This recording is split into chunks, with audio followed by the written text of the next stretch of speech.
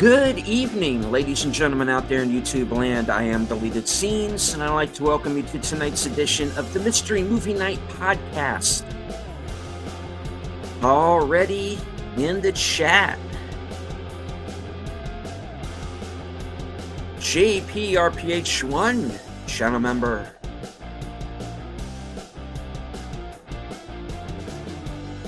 Faithful Blue Wrench, channel member. The Bird Woman of YouTube. Watch out for her channel, Fluff Chick Productions. It's Connie Cleary.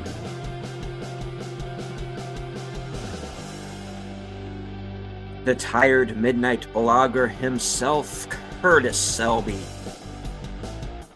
Anyone know how to stop the McAfee pop-up of death? Can't help you with that one. I wish I could. I mean, look at what I have to work with here. Thank you, AT&T. It's been a fun evening. Friend of the channel, Enigma Severus, who is demanding that we start on time. Sometimes we cannot plan these things. All right, moving on. Let's see. Okay. Looks like that's everybody in the chat right now. A little grainy, I know. Thank AT&T for that. Might be a change coming soon. Stay tuned for that. Start on time. What's that? We don't start on time around here. Oh, wait. We are never late. We are here precisely on time. All right. Or whatever he said. I don't know. I'm not Ian McKellen. I didn't read Tolkien. That was for geeks until I became one.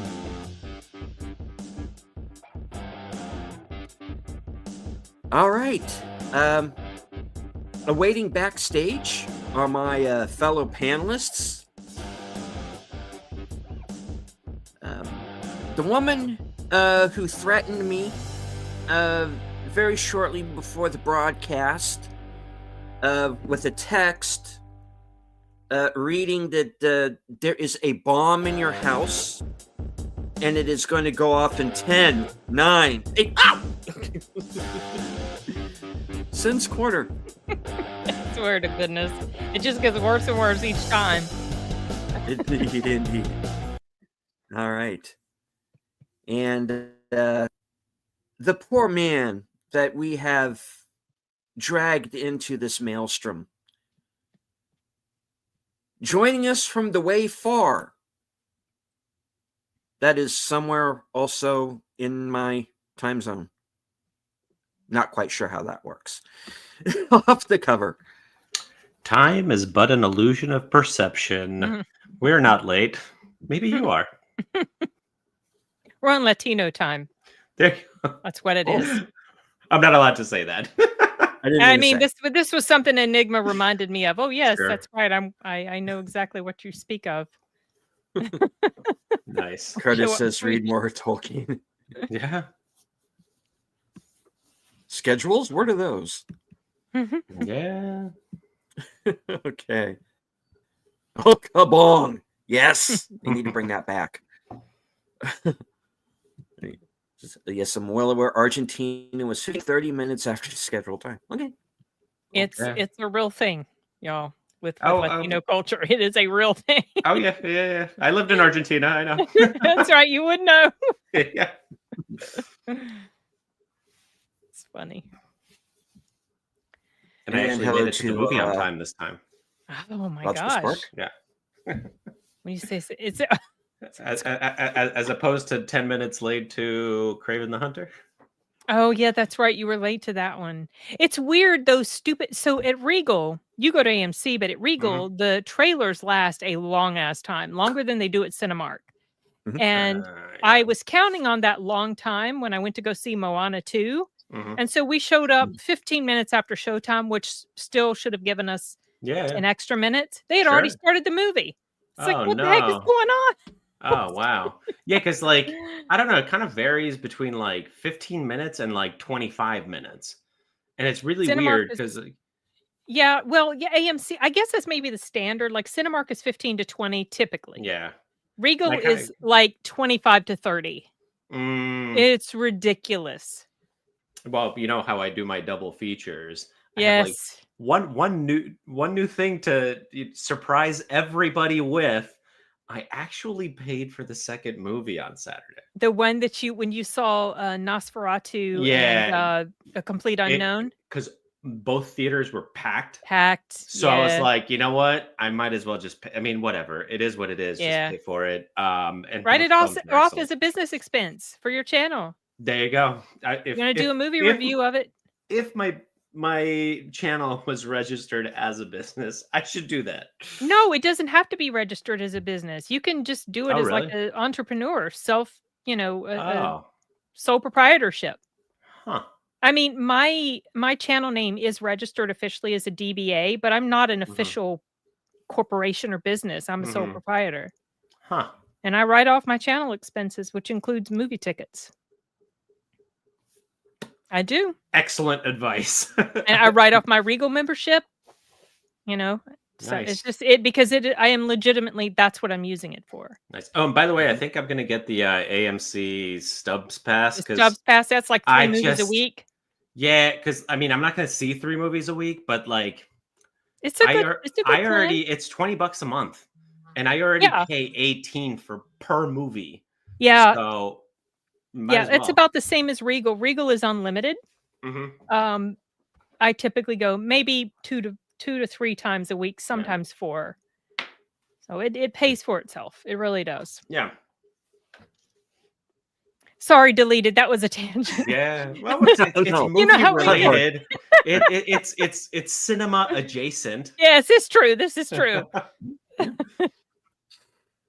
Alrighty. All right. Well, I guess it is time to announce the Result. movie. And I think we're all Yes. convinced that this was going to be Den of Thieves 2. Oh Everything my seemed goodness. to be I so was convinced. pointing And that I way. wish it had been. You know what? And I should have known it wouldn't be when the time was exactly the same as what Den of Thieves is listed as being. And I mhm. was like, "Oh, Mm, maybe for once they're being honest." They were yeah. not. They were not. Oh. No, Well, it was a they were long off by movie. a little bit. It was a little bit less than Den of Thieves, though. Um, So I'm now I have to Mm, pay. I got a ticket to go see Den of Thieves because I rewatched the first one in mhm. preparation. Actually, Nice. that first one's really good, y'all. it is. I had forgotten. There's a I snow day on Saturday, I so watched it Sunday, so I mean, I watched it on Sunday, I so don't for the first remember time. liking it So as much as I did. Like it's mhm. still yeah, on my brain. Gerard Butler. Oh my gosh, All right. Lord have yeah, mercy. it's kind of Heat light, Yeah, but I think I but I probably dug like it. it better than Heat. Yeah, I'm Yeah, all about Sin's recommendations, so sold. I'm watching it on Saturday when it's it's going. yeah. I was watching. I was like, why was I ever impressed with this the first time? Hmm. And I think it was just because I didn't pay complete attention to it, and it was like, oh, Mhm, it's just another crime cop movie, whatever, you Hmm. know. But it's actually pretty solid. Hmm. it is. And hello to Hey, Big Al Big Al. Presents, the host of Films with Friends, in which I am going to be appearing Friday the 17th at 7 p.m. special time because we are also going to be doing a long film, Ice Station Zebra. Hmm. So watch along with us. Okay. And he's also the creator of the 10-Word Review. He has reviews up now for films including Nosferatu, so check out his channel. I need to do a good review for that. I really enjoyed it. I'm glad you did. I'm gonna Yeah. go see it again on Monday with the daughter A third time. oh well, third time I will have Whoa. seen it, but second Yeah. time on the big screen. Okay. Yeah. It's like I want to see it again on the big screen. I have Yeah. to. I loved it so much. Yeah. I think so. Like, I want to do Hey, Mike. few. Hello, Mike. Wait, Sorry. where's Oh, my? hey, did you see Did that? you see that? Oh, Yeah. yeah, there he Right is. Hey, Yeah, Sashi.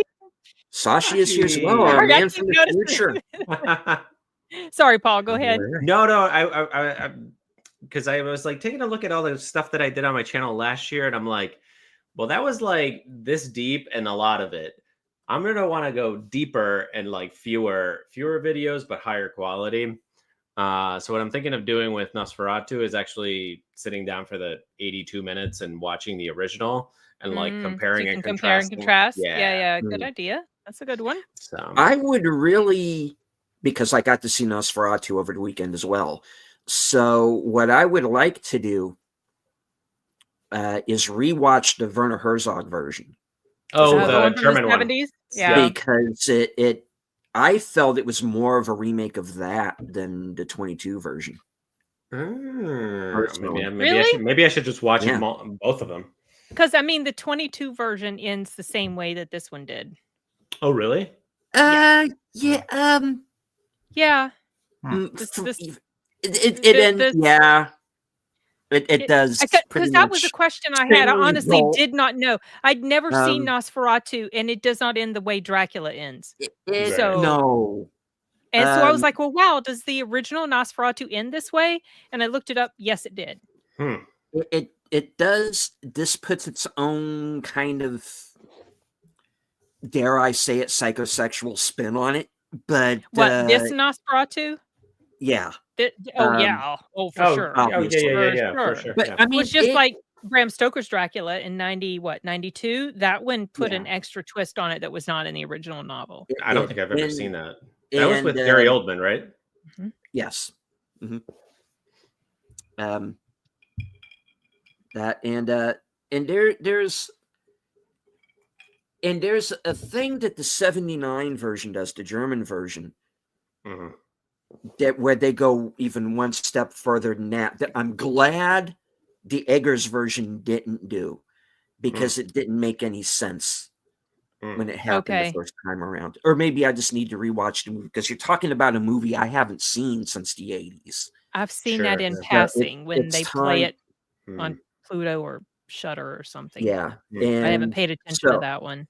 Anybody who wants to see either version of Nosferatu, you can go on Midnight's Edge. They have a version of it where they rescored it.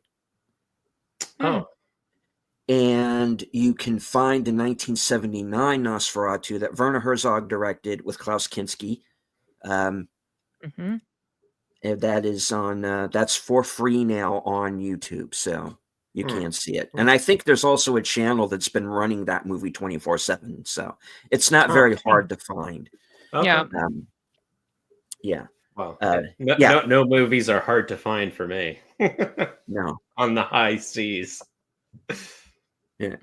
Logical Sparks says, I think the old one is on YouTube here. It is. It is. For sure. Pretty much every version, I think, is now. I think there's a color version of the original Nosferatu, which color is probably like color graded or something. Yeah. Because they're starting to do yellow tint in it. Yeah.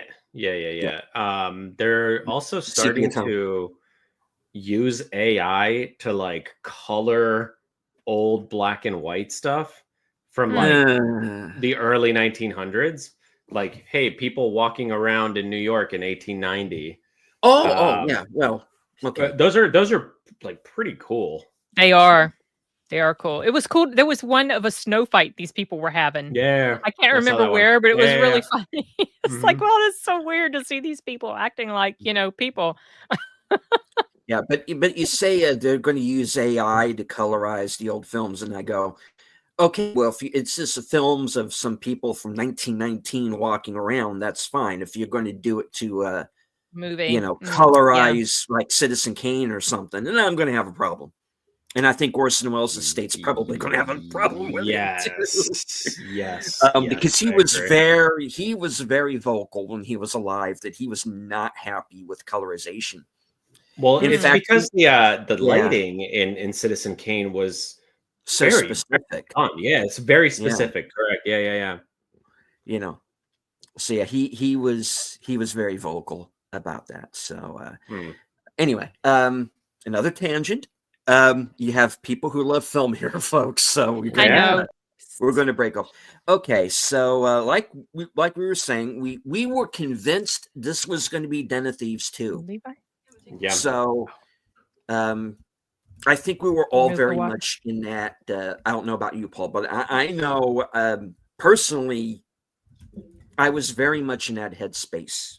I watched the original movie over the weekend so I could be up to date and ready. And okay, Gerard we were Butler, prepared. Ice Cube Jr., let's go. Yeah, and, exactly. And then Robbie Williams starts speaking, and he's an ape. Yeah. And this week's movie was better, man. Yes. I was like, I mean, I was just sitting there and I'm like, why? Oh my God. I had zero, like, you know how Sin said she had zero desire to see the Bob Dylan movie? I had zero desire to see this. I had more desire to see this. Oh, really? I just wasn't going to see it on the big screen. Sure. Yeah. And, we were texting last night, and when the logo comes or it starts playing and it's playing music that is not Den of Thieves sounding. Right. And I realized what it was, and I just wrote, well, shit. yeah, I saw that. But not because, because I was so geared for Den of Thieves, y'all. I was just like, I really want to get back to Gerard Butler and see what's going to happen with this, this version. And then it comes up, it's like, oh, damn it. I didn't want to see this tonight. But yeah, and you let us know how you felt about it, but I haven't said yet. Yeah. Well, ladies first. I loved it. Oh, okay. Freaking loved it, and I didn't expect to. Okay. I mean, I expected I might like it because I like Robbie Williams, and some people here, they have no freaking idea who he is. But I was in. Okay, so you didn't, so I can see why you had a problem with it. But I knew who he was. The only song I recognized in the entire movie was the scene of the funeral. Like that was the only song that I. So you'd heard it, you just didn't know. Right. So but all the other ones. Well, my introduction, and I'm not familiar with all of his music, but my introduction to Robbie Williams came about in the form of many years ago, many years ago. My husband used to watch this Spanish language music video channel, and they played Advertising Space practically on loop. Okay. And I was always kind of mesmerized by it and captivated by it because it has this haunting music at the beginning and it's showing this imagery of an Elvis impersonator. And you're like, what is this? Like, what's it? And I analyzed the song and had people help me understand, like, what is he referring to? Because some stuff, I'm not super huge on Elvis, but, and telling me like what this means and what that means. And so I love that song. I listened to that song on loop on the way home, singing out loud to myself in the car. I listened to it 3 times and then I got home. So I knew who Robbie Williams was. It helps, I think, if you know who he is and that this is not a fictional story. This is an actual real story. Sure. Yeah. About, and I thought it was fantastic. The movie. Yeah, exactly. Well, probably so. I mean, they kind of like wrapped up, they tied up things, was something I liked about this, Mike. We'll get to that. Was that I liked that he did not hold back on showing what an absolute asshole he was to people during his really bad moments. And this was something he was involved in. He didn't really seem to gloss over everything, like maybe some people would want to do. And he was in a really, really low spot in his life. I mean, I knew that he had troubles, but I did not know how extensive they were. Yeah. It's like, wow, holy cow. Yeah. So like my thing early on was the character's motivation, right? Like, why do you want to be famous? Is it the money? Is it the girls? Is it like, it was just like, I want to be famous for the sheer very sake of being famous. Very superficial reasons for it. Exactly. Yeah. And so then the way I was looking at it is like, well, it's kind of glorifying, I guess, influencer culture and like celebrityhood without like any deeper meaning. And that like kind of never really resolved, which I think the character of the grandmother was trying to portray that like, hey, there's not a lot of deep meaning to this kind of life. And that's why the grandmother was my favorite character. Because she was like trying to be, I guess, grounding. She was trying to keep him grounded. Yeah, exactly. Yes. That it wasn't until so I liked it. was like, okay, all right. And I'm thinking, why is this movie going to be more than 2 hours long? By the time it was done, I was fine with the fact that it was 2 hours long. I do feel like some of the musical numbers could have been trimmed A little a bit, bit, yeah. because it was starting to feel like an actual musical. But when the moment that this movie shifted from being I like it okay to wow, I'm really liking this movie was when he lost someone very close to him. And from that moment, you think he's going. I mean, I'm trying to avoid spoilers. Oh, sure, yeah. But I'm Well, blanking on who you're talking. Like, okay, well, this was someone that was extremely important to him got it. in his life, and yeah. from that moment, I'm thinking, okay, he's going to start to straighten up now, but he didn't. He sank even further in Yeah. just debauchery and just his addiction, Yeah. and it just like he just went down, down, down, down, and he was just like Yeah. all these bridges. And then what I don't really understand is what was it that made him actually snap out of it? Because it shows the moment, Right. but I don't understand what it was. Like, And that, did he just yeah. sudden it just like, oh, all of a sudden he woke up, or was it Yeah. really And that for him, or that what? was my biggest problem with the movies, that the resolution was very weak. It was just like asshole, asshole, asshole, asshole, and then rehab, and then reconciliation with the father, and Well, then peace, bye. you're kind of missing a step there, and Okay. it's the point in the movie where it hit me because okay, they used this framing device of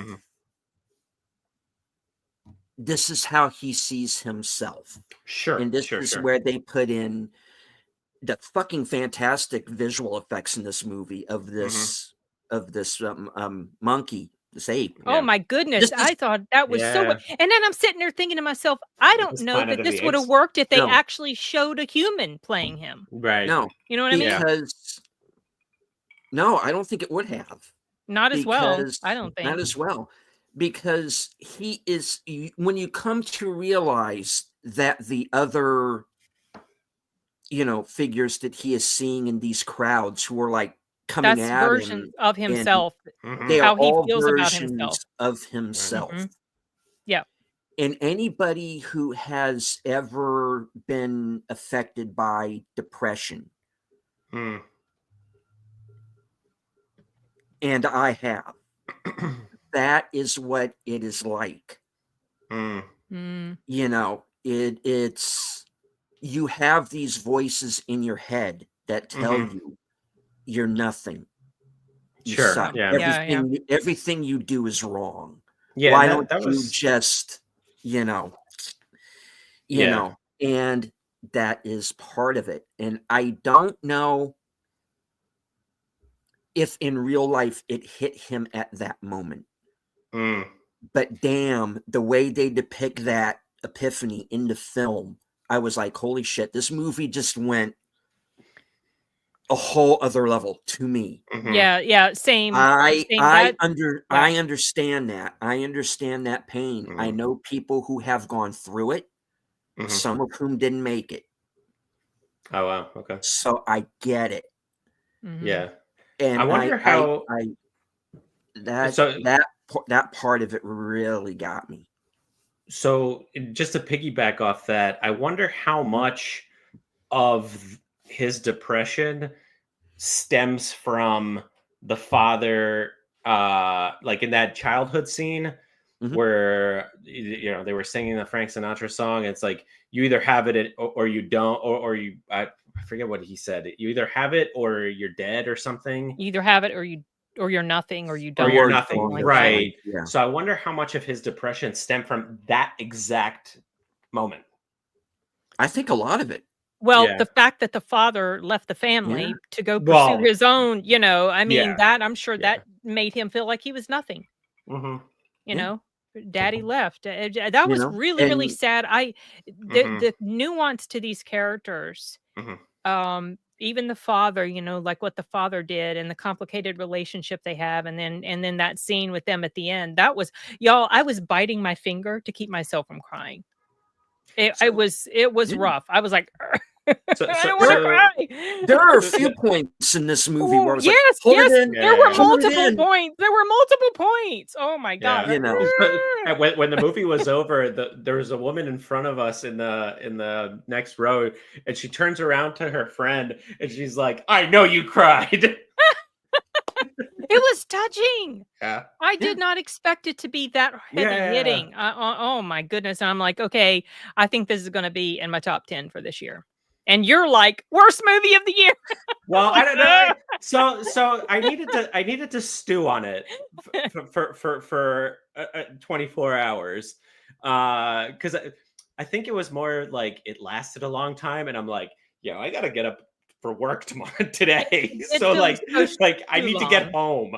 Yeah. But no, I stewed on it a little bit, and I think like the way that I want to approach. I mean, I don't think I'm going to review this, but I thought about it in comparison to a movie I just saw on Saturday. In my double feature was Nosferatu with A Complete Unknown about Bob Dylan. And so, A Complete Unknown is way more grounded and I guess not as visually artistic and stunning. Because Better Man was actually really well shot. A lot of the choreography was pretty good. I mean, I don't know like much about dance moves and dance numbers, but it seemed pretty all right. But like I felt that this story was probably done better elsewhere. And the other example other than A Complete Unknown that I came up with was the character Charlie from Lost. Who himself was based on Oasis, essentially. But the troubled musician, drug addict, and like the redemption arc, I thought that was better done in Lost. Because like by the end of Charlie's life on Lost, the character had come full circle, but like it had a more well-defined character arc. Like for me, like this movie was asshole, and then like a very quick resolution. I would have liked to have seen the resolution be better fleshed out. Maybe a little bit longer. Maybe they could have trimmed off a little bit from some of the song and dance numbers and added that to the end. Yeah, and I'm glad that the movie didn't gloss over two things that I found pretty disturbing. His girlfriend.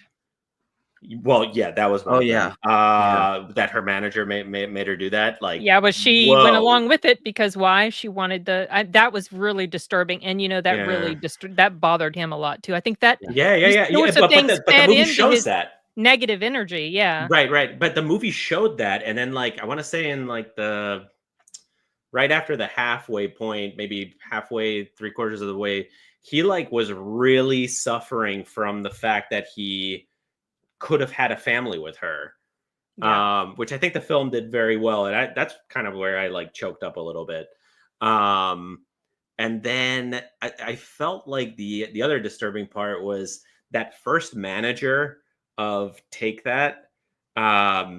Just he seemed very exploitative of essentially children. Right, because they were underage. And dancing at like gay bars. I mean, like, that's dancing in front of a bunch of women too, and these were kids. Right, exactly. But like that was a little disturbing. Yeah, it was just once you're 18, whatever, do whatever you want. Well, he was like 15, 16. Yeah, just like maintain the poor children's like innocence, but this I felt like he was like a bit of a scummy manager that like just wanted money out of them. But yeah, so those were the two like disturbing portions of the movie that I'm glad he showed that. Because it's like it shows the ugliness of, I mean, I guess the music industry, but like Hollywood and celebrity culture in the first place, because like that happens everywhere now. Like you know it happens, and the fact that they showed it, it's just like hopefully that brings about some change. Because like it's the managers that are just like The other musical act that I can think of right off the top of my head, where the manager completely just, I mean, there was all sorts of like weirdness, and just he took advantage of the singer, was Kesha, and Oh, it took yeah, her okay. forever to get through that. Like, so I'm glad that this film actually showed that cinematically. Yeah, like I had to stew on it for a little bit. My issue was that I know nothing about Robbie Williams. I'm sure that That played I'm a yeah, that played a fact. But yeah. I didn't know anything about Bob Dylan other than the fact that my college roommate was obsessed with Bob Dylan, But and you that's how knew I got who into he it. was. So Sure. when you Yeah. walked into this Mhm. movie, you're like, "Who the hell is this and why is it like?" Sure. Yeah. Did you even think it was about a real person, or did you think it was a, Yeah, yeah, a no, no, piece of I knew it was fiction? about a real person. Okay, all right. And then my girlfriend was like, "Yeah, the girl that he was with was in All Saints," and I'm like, "All Saints, Never Ever." I remember that song in high school. I don't know who that is. It was just like a one hit wonder in like the late '90s, but I think they got overshadowed by the Spice Girls. Oh, yeah, Yeah. okay.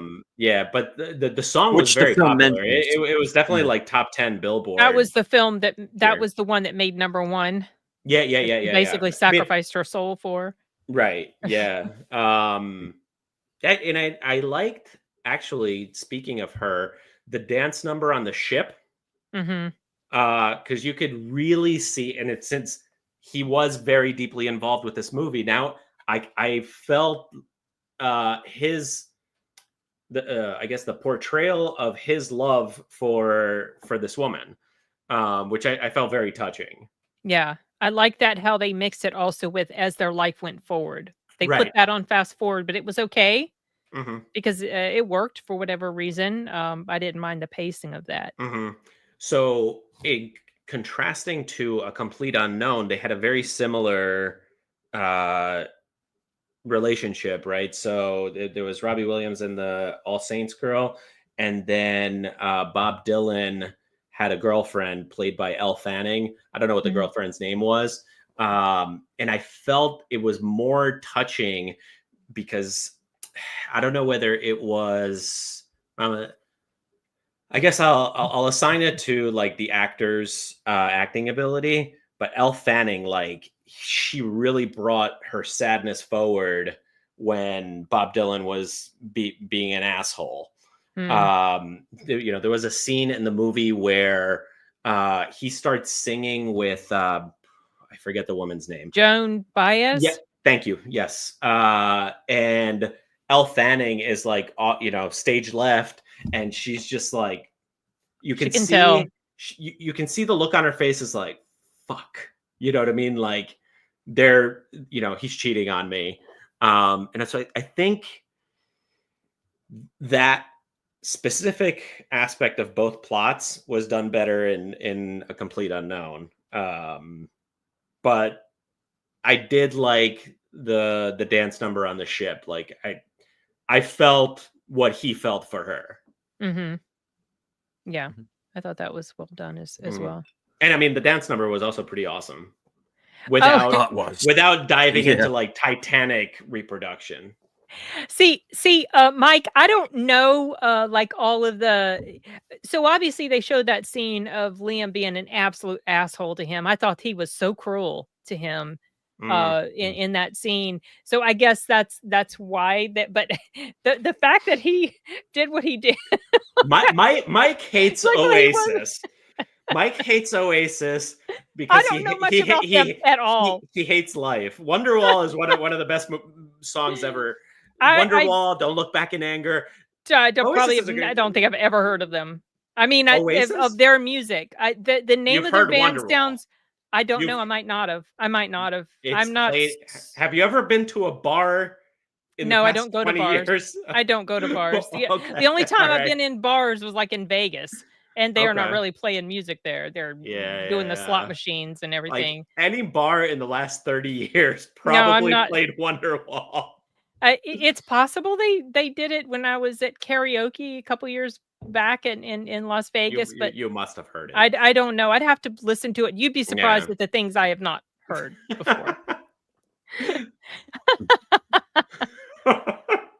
I wonder what Mike's opinion is if I say that I also like Coldplay. I guess they're just Coldplay. Right, yeah. I don't know where Mike's hatred of Oasis comes from. I like Muse as well, y'all. Mm. I like their music. Oh, Muse, yeah. Mm-hmm. But they're British? I thought the guy was British. I thought the singer was British. If you guys have never seen the music video or listened to the song Advertising Space, go check it out. It's so good. Mm-hmm. Yeah, I guess I have to get into the music now. Yeah, I mean, he's talented. You can tell. Mm-hmm. He's got good range. He can sing like the classic-y stuff and then the poppy stuff, you know? Yeah. Okay, Mike, Don't Look Back in Anger and Wonderwall. Come on. Champagne Supernova. I'm super curious about this animosity you have for them. I like, what is it? What's going on here, Mike? Okay, Mike, what is the issue with the song Don't Look Back in Anger? He probably just doesn't like song. He probably just doesn't like the group, and so that's why he doesn't like the song. And Liam being an asshole does not count. Right, yeah. I mean, there's plenty of people that are assholes that I still like. Tom Cruise is a little bit of an asshole, but I enjoy his movies. There are some artists where if I dislike the person intensely enough that even if they put out stuff that's good, I still would rather not listen to it. Like Madonna. I cannot stand Madonna. And I know she's had some good songs. If it comes on the radio, prior to 2000, if I've never liked her, I have never liked her song. I mean, her songs I can tell they're catchy, right? But I've never liked her, and I've disliked her so intensely that when a song comes on the radio of hers, I'll change it. I really don't want it. And then, of course, they play it in Deadpool and Wolverine. Yeah.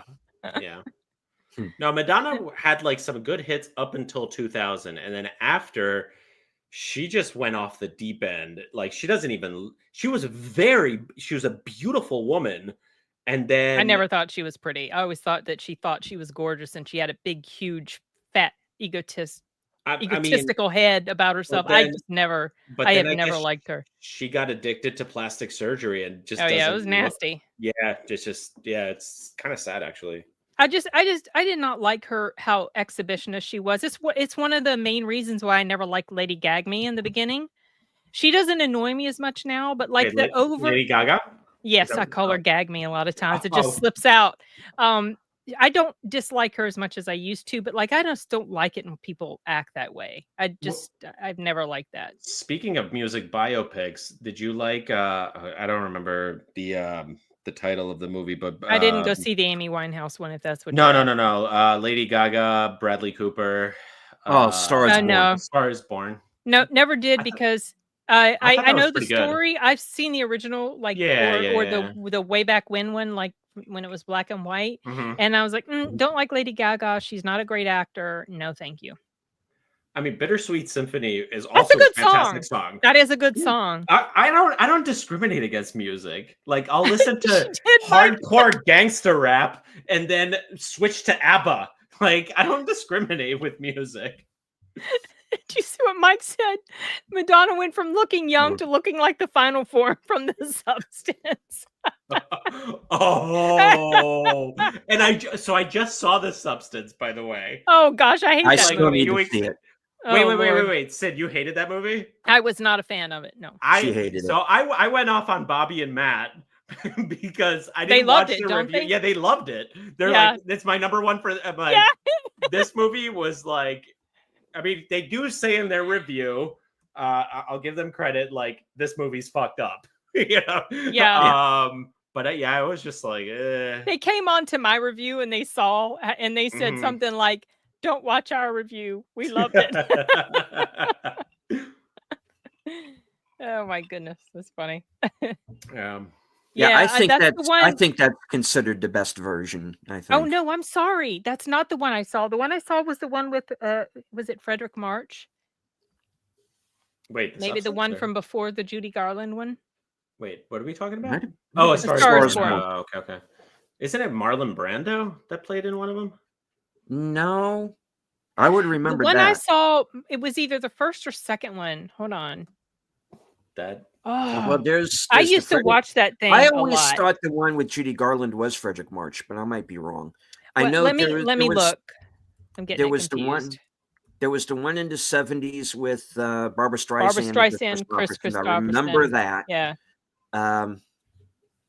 Oh, sorry. Marlon Brando was in A Streetcar Named Desire. That's what. Yeah. Yeah. Okay, so Judy Garland and James Mason, they were in the second one. Oh, Mason. Yeah. Yeah. So Yeah. the one that I'm Okay. referring to is yeah, I believe it's the 1937 one. Mm-hmm. Yeah.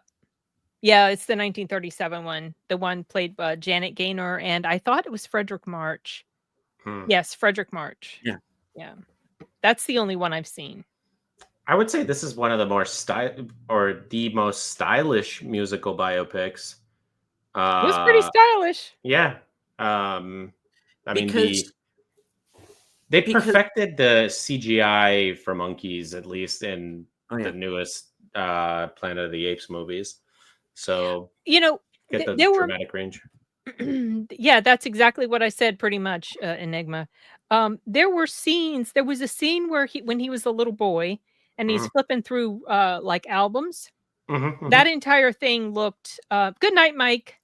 Have a good sleep.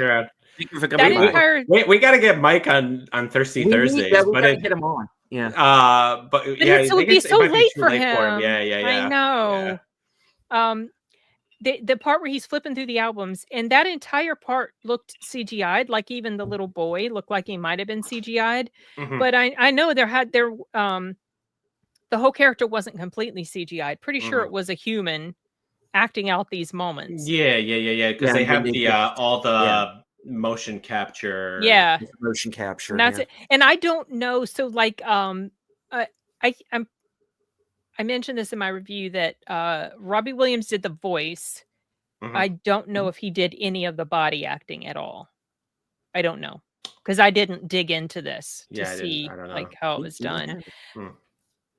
I mean, he might have for the dance numbers. Potentially. I don't know. I'm honestly, it worked. If they had shown him and his face. Yeah. I just don't know that it would have had the same. I think it was the monkeys have this just adorable little human-like face, and they can be so expressive. And the way that monkey was able to capture the human emotion through this adorable, like you could just feel it. It just felt so.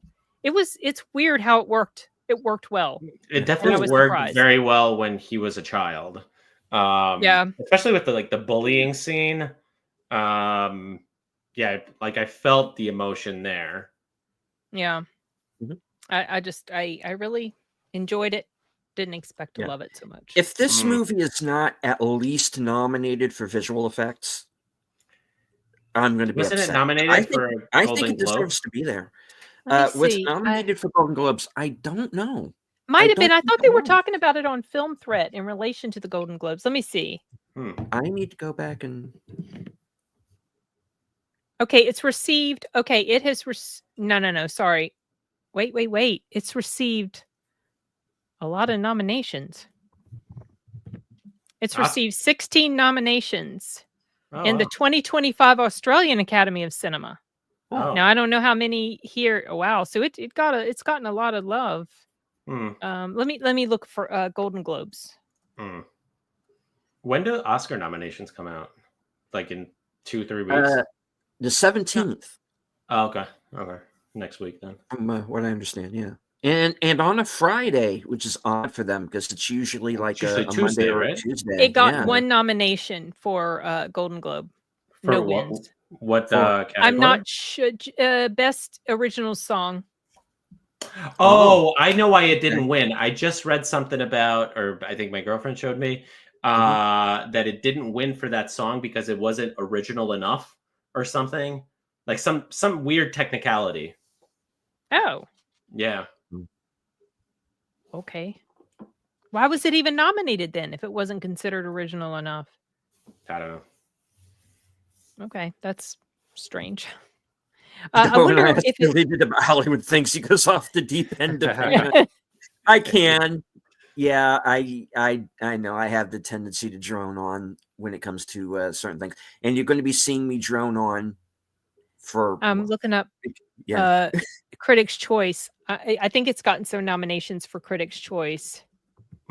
Okay, it's gotten for Best Visual Effects nomination. Okay, that's fair enough. Because that's pretty good. Yeah. If it was like a head-to-head against The Complete Unknown, I think A Complete Unknown was much better film. I have zero plans to watch that, so I don't know, so I can't compare and contrast. You know what it is? So A Complete Unknown, it has the same visual feel as The Bike Riders. I could tell that by the trailer. Yeah. Because it takes place like that guy that played his manager was in The Bike Riders. Yeah, I know. Right. Yeah. I noticed him. I was like, oh, I didn't know he was British. And so he's like what is he Australian? Oh, okay. Oh, really? Right. He might be. Yeah. I don't know. One thing I wanted to just bring up with you guys, because we all saw the movie about visual style. So remember when we saw September 5th? Yeah. So I just saw on a plane ride the movie Saturday Night. Okay. About SNL. Oh, you're the one. Like that. Honestly, I actually enjoyed that movie. I've heard it's good, but it's subject matter I have no interest in at all. But the visual style was very, very similar. Yeah. Huh. So it was like I even was the main character from September 5 and Saturday Night. I wonder, because there was one guy that looked a lot like him. But let's see. I actually really enjoyed it. I liked how they showed that Chevy Chase is an asshole, which a lot of people already know. We knew that, but like it was. I don't know. I thought it was very good and kind of made me want to hunt down the old episodes, like pre-2000, when it was actually halfway funny. Yeah. I mean, it stopped being funny after Tina Fey. Okay. Tina Fey was hysterical. It was Tina Fey. I'm not so huge a fan of Will Ferrell, but oh my God, he could do George W. Bush so well. I remember some of this. That was some of the best SNL I've ever seen. But yeah, I want to hunt down like when Eddie Murphy was on. And Adam Sandler and Chris Farley. It made me want to go back and check out those skits because I'd never seen them. But anyway, sorry, I digress. Cinematic visual styles. Yeah. I mean, again, this was a movie that was it was on my radar, but I didn't think that I was going to have a chance to get to it, because once I finally get around to my own 10 best and 10 worst of the year, which will hopefully be in the next couple of weeks, and not in March this time, folks, for 2024. I haven't done the 2024 yet. Okay. So I figured this was going to be one of the movies on my watch list, but I didn't think I was going to have a chance to get to it. So that's why when it popped up on screen, I was like, okay, good. It was kind of on my watch list anyway, so perfectly fine.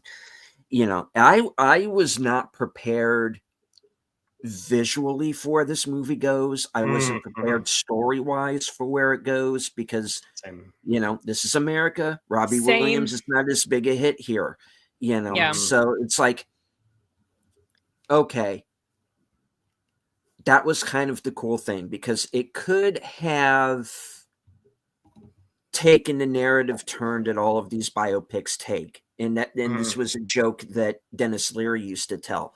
I'm drunk, I'm nobody. I'm drunk, I'm famous. I'm drunk, I'm dead. That's every biopic. Yeah. And so this one didn't follow that trope. What saves this from becoming that is the visual style of it, is the fact that they chose to depict him visually in the way that they do. This would not have worked if it was just him on screen, you know. Agreed. The fact that he was so willing to show what an asshole he was. Yeah. Yep. Yeah. It was very honest. I did appreciate that. They don't sanitize this like they did Bohemian Rhapsody. You know. I think this is probably more in the vein of Rocket Man. I didn't see Rocket Man straight through. I've only seen a few clips here and there. That's the Elton John film. Which is also a warts and all depiction of him, which he insisted on, from what I understand. You got to show for the good for the good things I did. There's probably 2 things I was a piece of shit, you know. So you got to show that. Yeah, I mean, they did show, like, in A Complete Unknown, they did show Bob Dylan being an asshole. You could tell that by the trailers. Yeah. The trailers for A Better Man did not give away how dark this film was going to be. Oh, yeah. And that's the thing. So I know who Robbie Williams is, so he's not an unknown entity, but I don't really know much about him other than that, because as this movie showed me, I was seeing him when he was in that asshole phase of his life, when he was really heavily into drugs. Yeah. And was at his lowest point. So I was like, Bolivian marching powder. Yes. And he got started really young too. Yeah. Very young. Yeah. And so this movie put him into context. For me, I ignored this guy before because I thought, I want to see this coked up motherfucker for it. Now, I don't want to see this guy. I'm not interested. Now, okay, whoa, I understand. Oh, the other visual. Not only that he has the family life that he had, the father, in his case, leaving so early, him finding this fame, again, too early. Being exposed to what he got exposed to so early, the drugs, the depression, which he's very upfront about in the film, you know, and then it just all kind of fell into place for me, you know, and how they visually depict that when they get to, I don't want to give it away because it's just so visually brilliant. There's a scene where there's an incident at a concert.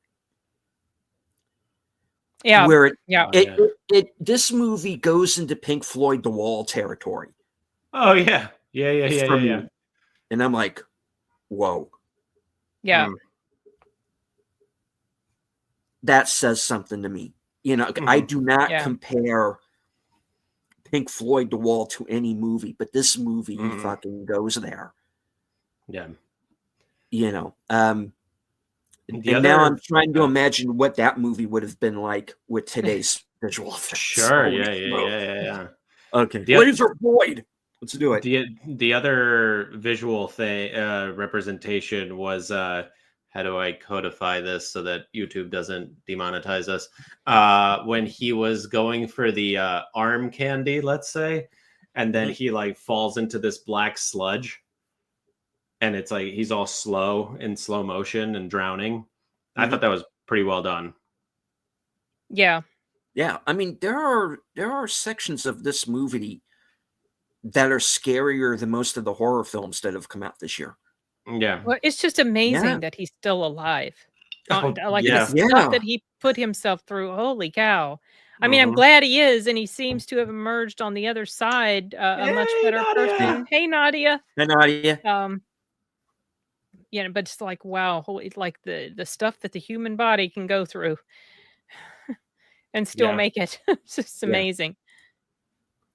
Because there is a point in the movie where I thought, this guy is going to have a heart attack or stroke out. Oh, yeah. No, like right here, right now, that's where I thought they were going with the story, because I didn't know. You know, because I thought I wanted to go to my phone. Did this guy have a heart attack or a stroke at some point? Oh yeah. I mean, I didn't. I mean, I knew he was still alive, but I didn't know if he had suffered any sort of thing like that. There's a point in the movie where I thought he is going to physically break down. He is going to blow up his heart or something, because that's possible. People have died that way from taking too much drugs. The heart can't take it. And there's a point in the film where I thought he is very much going into that. Oh, 100%. Yeah. And all of these people he is surrounded by these people who are enabling him. Oh, yeah. Because he has, at that point in the film, pushed away everyone who was... all the good people. All of the good people, all of the people who kept them grounded.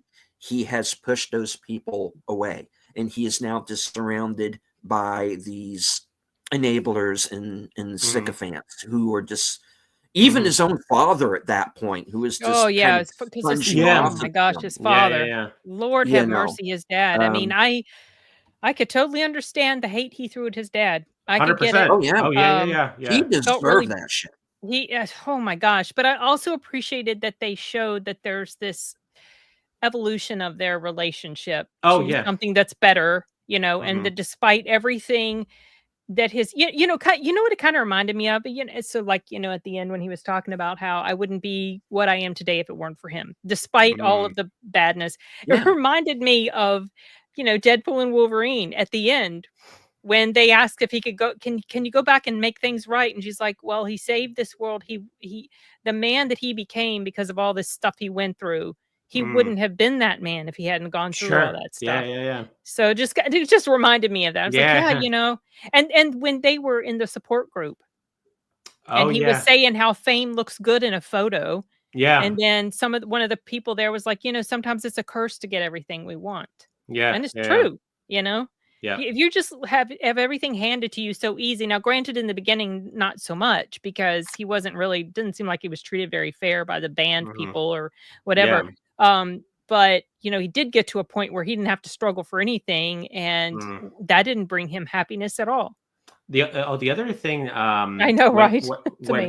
When he went over to I don't know, that other band guy, or the Oasis guy? No, like he went over to some guy's apartment. Oh, the piano guy, the guy that was playing the piano. Yeah. So like he's like the guy's trying to tell him, he's like, yeah, okay, but like, what's your song about? You know what I mean? Like, what are you writing about? Like, maybe if you do this, that mentorship, I thought was very poignant. The guy showed him, well, did you think about it this way? And then that helped evolve his music into what it became. So I thought that was pretty cool. Yeah. Yeah, it's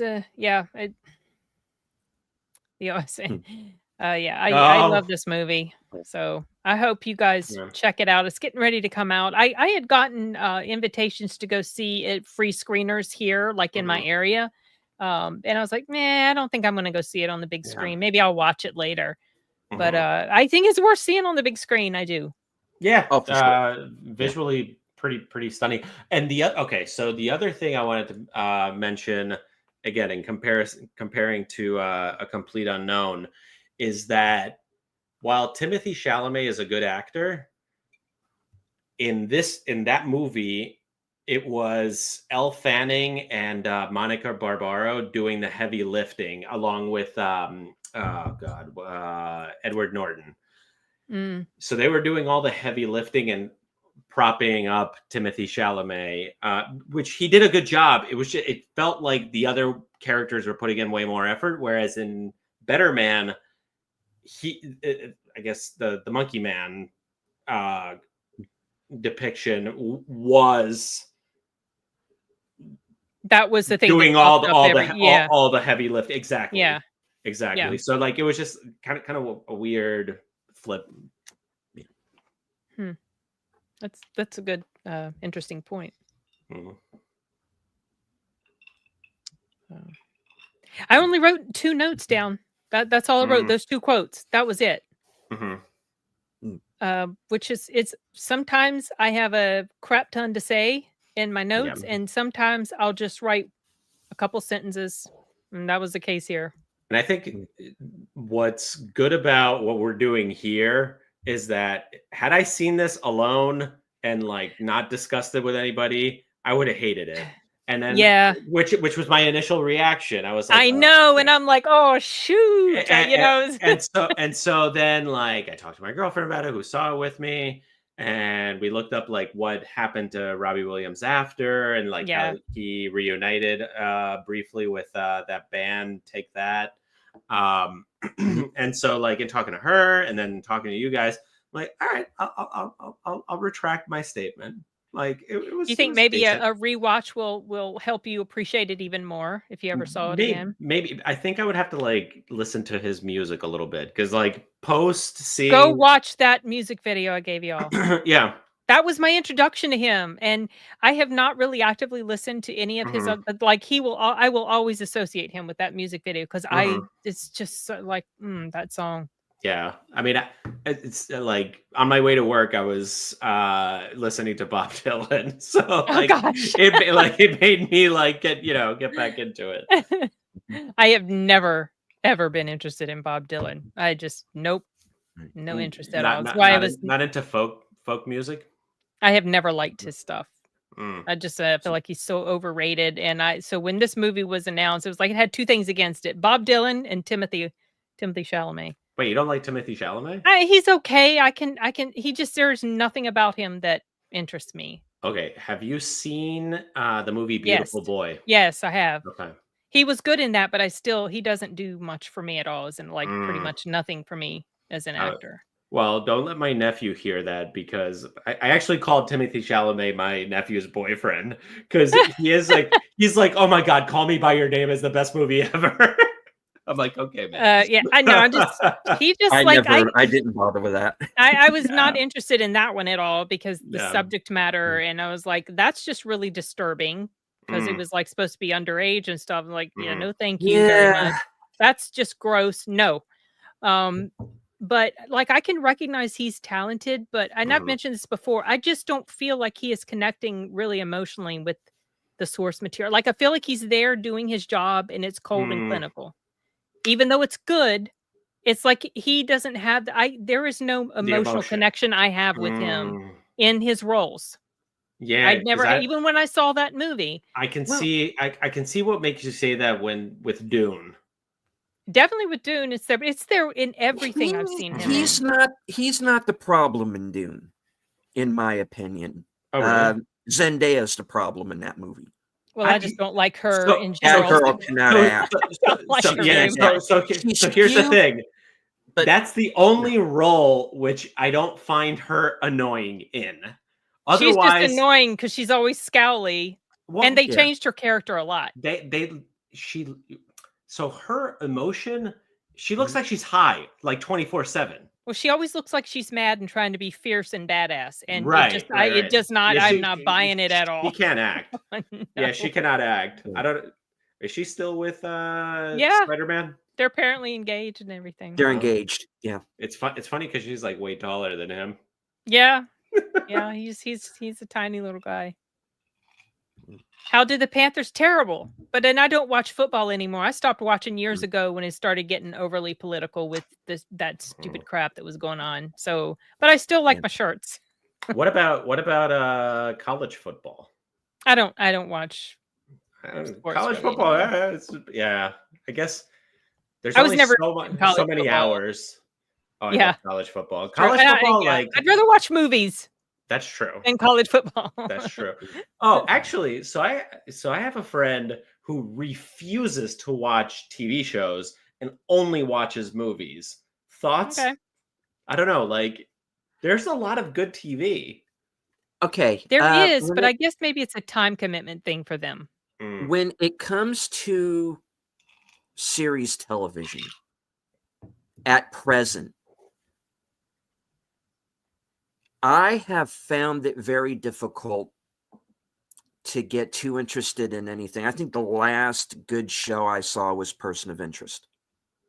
As far as network television was concerned. Oh, network. Okay.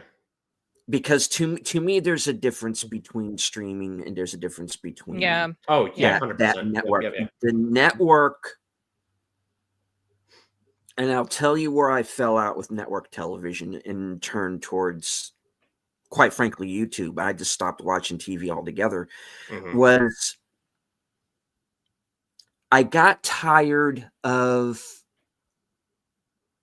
cop shows where the cops were apologizing for doing their jobs. I got tired of... Have you watched The Shield? That's kind of an older-ish film, an older-ish show. I'm over Reacher Enigma. I'm over it. Here's the issue that I had with The Shield, and it's the same issue that I eventually had with Sons of Anarchy. Anti-hero? Not so much that. I got tired of... You can have an anti-hero. I'm tired of the nihilism. Oh, okay. And that was another problem that I had with commercial television. I was starting to see it go into this kind of nihilistic, not either completely dark and nihilistic, or like Breaking Bad. People who are apologizing for doing their jobs. When you do a MacGyver reboot where he joins an Antifa rally and starts apologizing for being white. Oh, good Lord. Okay. What? They should have never even done. They shouldn't have remade that movie, that TV show. That, by the way, I loved MacGyver back in the day when I was a kid. Yeah. They are remaking Magnum PI. Why? The original show was so good. It's because they redid Hawaii Five-0 and it did really well. And but I'm over. That's another thing that I had. This is because Remake. I got to the point to where the only network I was watching was CBS. And then when they went and they rebooted Hawaii Five-0, I go, fine, because I liked that at the beginning. I genuinely did. It was a shot in the arm, you know. But then, okay, you have the characters from the NCIS shows meeting the characters from Hawaii Five-0, and Hawaii Five-0 brings that's MacGyver into it, and that's the Marvelization, because exactly it became a shared universe because Marvel did a shared universe, and so then everything had to be shared universe. Well, Magnum and Murder, She Wrote had a crossover. It happened before, but it's kind of does seem to be like a thing more and more now. I mean, so Deleted, have you... Oh, sorry, go ahead. Right, because the thing that bothers me, and this is the one thing that I think any network television show, is specifically network, has to avoid, is you kind of have to be your own man, or you're going to end up in Tommy Westfall's Snow Globe. Because I do not want to live in a world where the last 10 minutes of St. Elsewhere is the only thing that really happened. Oh, okay. You know, because, you know, we meant to do that from the beginning. Really? Right. Yeah, it's lazy. Now, have you... So that's network. That's network TV. That reminds me of what they did with Lost. I'm so glad I never watched that show. I love Lost. I would have been so pissed off if I had spent that much time with it and that was the ending. Ugh. So with Lost, I mean, it's a masterclass in writing character development. Just bar none, it's the best show with character development. Like, it's the best, but no payoff at the end, because I thought there was once you find out, oh gosh. Ooh. No. I thought there was a payoff, but I guess I might be in the minority. But threads that were left hanging that they never answered. Some, I guess. Yeah, stuff like that. I guess it wasn't as big of a deal for me. But what about cable shows like Breaking Bad, Mad Men, Sopranos, Sons of Anarchy? Because that's not network, is it? Network TV? I liked Sons of Anarchy up until a certain specific... I only watched half of it. There is a point in that show where I realized, okay, this is not going to end well for any of them. Like when the mother left, or I stopped watching after like 3 seasons. Okay. So I'm like way behind. There's a character death. I'm not going to give it away in case you get to. There's a character death where I'm thinking, to me, that so morally crossed a line that not only can the characters who are in the room when that happens come back from that. I don't think the show can come back from that. Oh, I see. Because you have now set up this situation. Well, like I said, I need to, even no matter how dark the show goes or how dark a movie goes, I need to have that one sliver of hope at the end. Okay, and so you're not gonna get that with Breaking Bad, but you will get that in Mad Men. Of hopeless. Okay. You know, and I didn't watch Breaking Bad, not because I didn't want to see it. Hopeless. Yeah. Not because I didn't want to see it or that I wasn't interested. You know, it was something that my dad said to me, and this was something that he stuck by and didn't watch a lot of shows because of. He says, I don't want to see a show that glorifies drugs. And I don't, and from what I'm hearing of the show, it doesn't glorify it. It's all about that. It doesn't glorify it. So I have a different interpretation of what the title means, Breaking Bad, because by the end of the series, Walter White has defeated all evil. Like he just like worked his way up from like the street level evil but to like the neo-Nazis, then he became evil. He became evil. That was the I never had any interest in that show. I understand that was the point of the show because they said from the beginning, how do you take this mild-mannered guy and make him Scarface in 2 years? Yeah, I mean that was the whole point of the show. It's basically one man's descent into hell. Yeah. He takes the wrong choice at every juncture. Okay, so if you're tired of Hopeless, I highly suggest a subscription to Apple TV and watch For All Mankind, because that is a hopeful show. I love For All Mankind. I can't wait for season 5. It every season has been fantastic.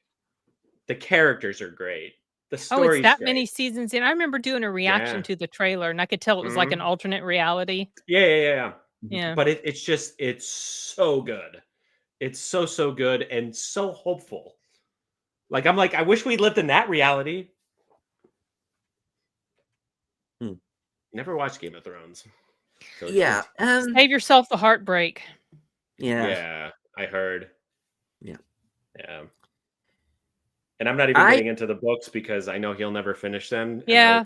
It's just he's disrespectful to the fans, and that I don't like. I feel sorry for the fans of Game of Thrones because you guys got hoodwinked. I'm still pissed, you guys. I am still so angry because that show was excellent up until when the books ended, or when the book, there were no more books. Yeah, and then oh my gosh, yeah, it was bad. I mean, but he's just straight up disrespectful to the fans. There's videos of him like fooling around in the pool. Like, well, he's getting involved in all sorts of other things. The last Game of Thrones was what, 15 plus years ago? Yeah. Ridiculous. Yeah. I mean, like, I'm writing books, but like, I have like a set story. I'm writing 10 books and 10 books only, and beginning to the end. Drinker. No. He had a set number of books too. He just never finished. What, the Drinker? No, George Martin. Well, that's okay. Yeah. Oh, I thought you were referring to. Oh no! You were saying you have a set number of books, and well, so does. Oh no! But like, Martin, I have every intention of finishing it because it's one whole story. I don't know. I would at least respect the fans because I already know the end, And like, oh, he did too. He just never completed it. He gave them like the outline, and the show co-creators revealed how shit-tastically awful they were as writers. If you want to do anything, don't do it half-assed. That's my philosophy. I'm still angry about it. It just it makes me I just let's not even talk about Game of Thrones. Yeah. Enigma says what was funny is how Game of Thrones fans were marked about adopting The Witcher to ease pain. To ease the pain. And then The Witcher. And then they got screwed there. I haven't even finished the last season that Henry Cavill was in, because you could tell like the evolution of that show. It was like the first season I really enjoyed. Second season, it was like, okay, it's not quite as good. And then by the third season, like, okay, this is not even about Geralt anymore. I don't care. Yeah. I don't care. Sure. Do we have anything else to say about Better Men? I don't think so.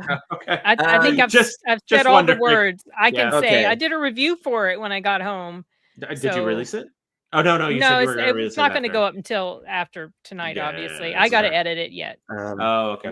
My thoughts on Better Man: visually striking, and I know that term gets used a lot, but this movie deserves an Oscar nomination for visual effects, and maybe even possibly winning that category. I think this is one of the best movies of the year. I think it is one of the most original depictions of what, I'll say it, suicidal depression is like.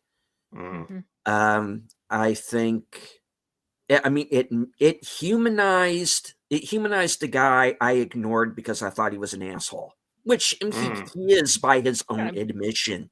Yeah. You know, this movie goes into some very dark places, but there is, like I said, there's kind of that hope on the other side. This is one of the best movies of the year. It was a big surprise.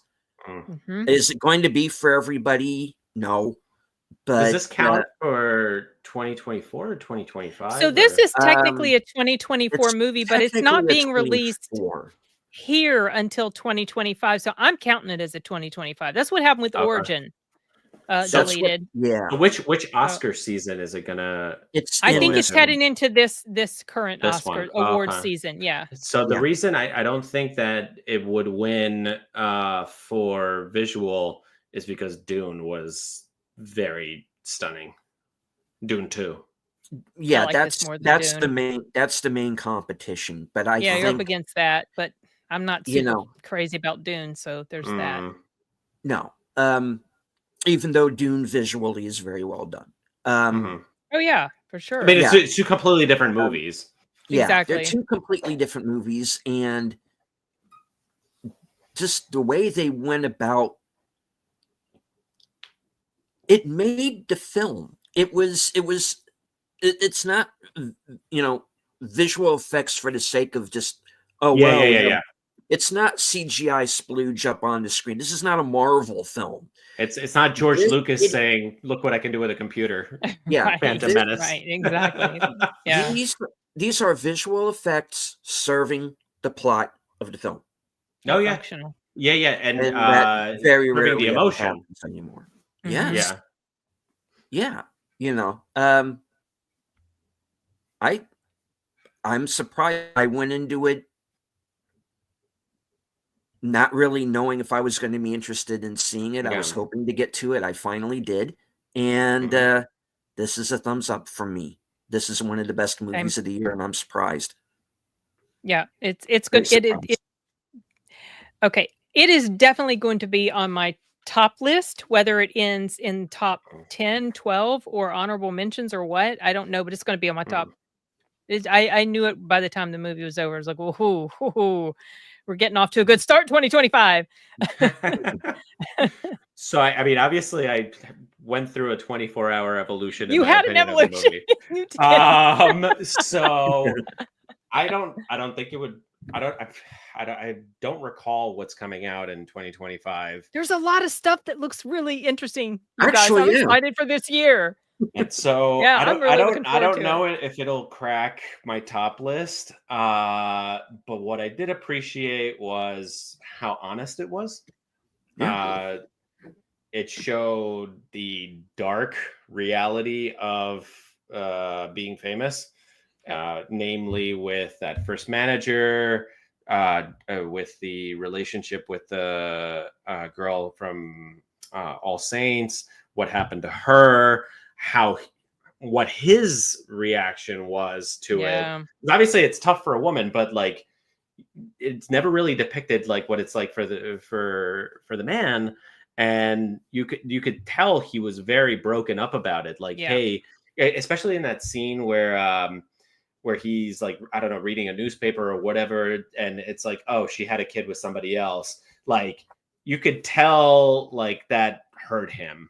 Yeah. Yeah. But again, like very raw, very I can real, im- very hmm, honest.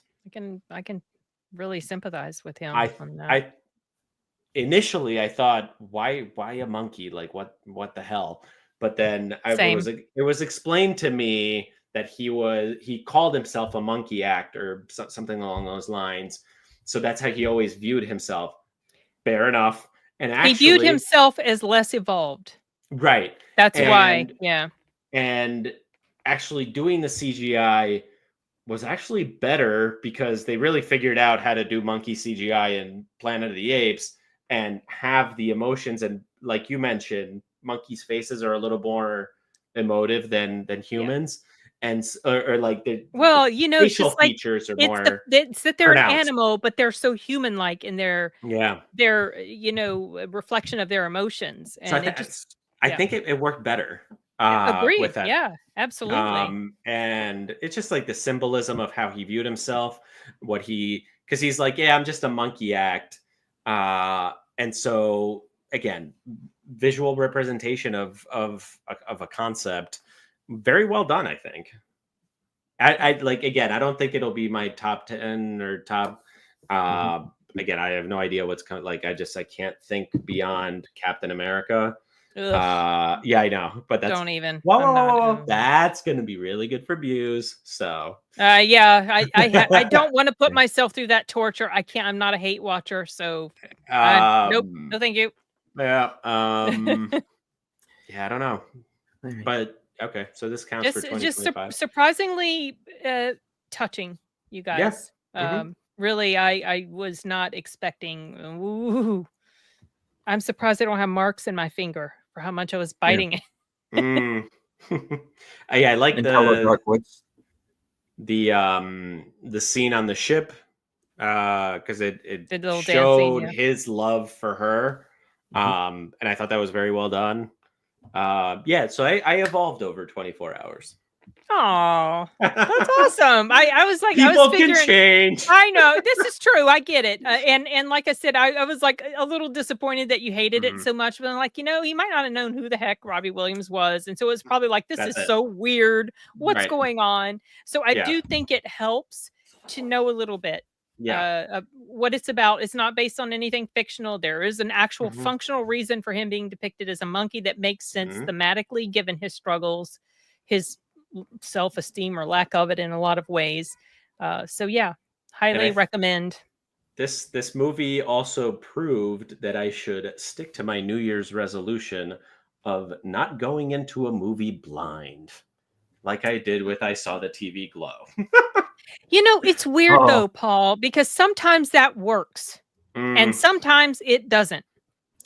okay. I finally, and you both know this, I finally sat down and I watched I Saw the TV Glow. Oh Because gosh, bless your heart. No, thank I you. I had to Thoughts, comments? No, decide thank you. for myself. Um, Okay. I've I already gave it decided. I I don't have to it's see it it's to due decide. diligence. I gave it a chance. Sure. Yeah. And And Kudos.